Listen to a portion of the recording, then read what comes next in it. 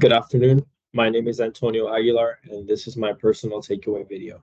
So, for the first question, how has my view of leadership changed given the course and material presented? It's changed quite a bit. To be quite honest, I was very interested in specifically the topics of the different types of leadership.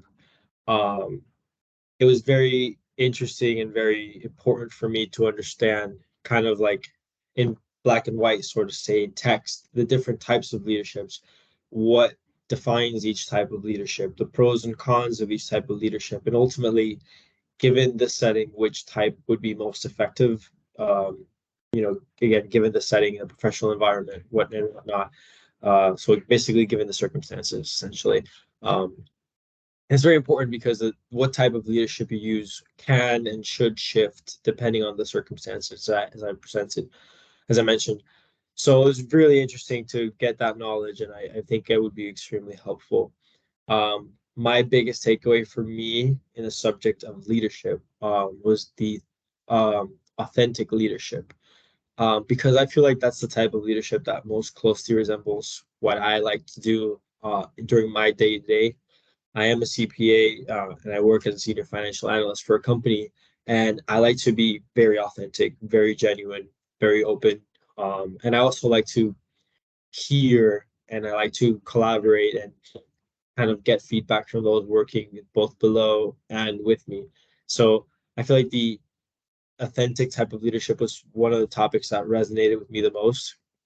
I really appreciated kind of like diving deeper into that and kind of getting more knowledge on what more things I can do to effectively, enhance my leadership type. Um, which theory or framework left the greatest impression? So yes, the same. It would be the authentic leadership framework. Was definitely the best, and the thing that left the best impression for me. Again, because of my professional work environment, it's so collaborative that you have to be an authentic leader. Well, you don't have to be, but it is, in my opinion, the most effective. Um, I have had in my career other types of leaders above me that have not been um, as authentic. They have had other different types of leadership, and I feel like technically, like skills wise, they were very solid. But when it comes to the leadership and getting people to rally around you and how you get them to how you get them motivated and how you get them to be as successful as you can, that a different approach may not be the best.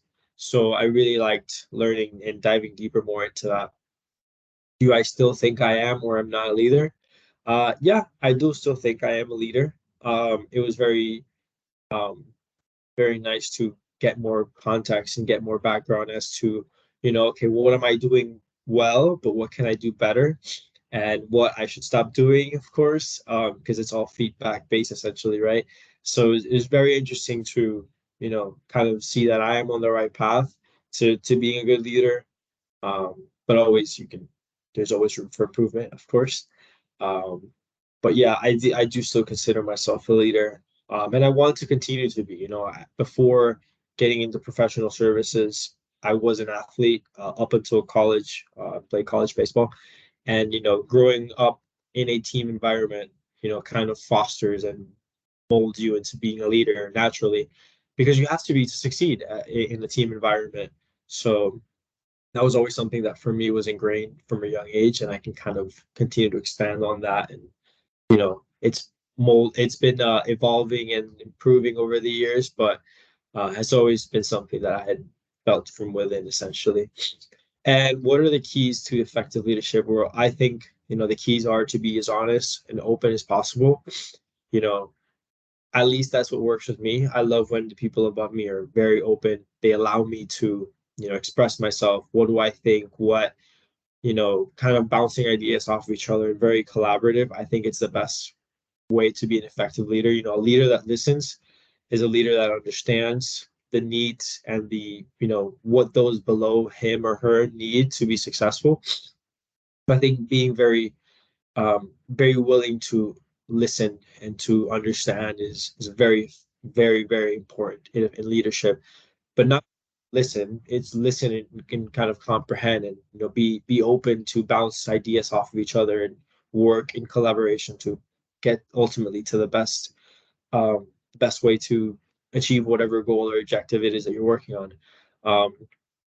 I think lastly, it is to be very, very open to feedback, both coming from the top or going from below. As a leader, you have to be able to, listen to the feedback from those below you, because ultimately they are the ones that are going to make you successful, and you're the one that is going to make them successful. So it is a very symbiotic relationship, in my opinion.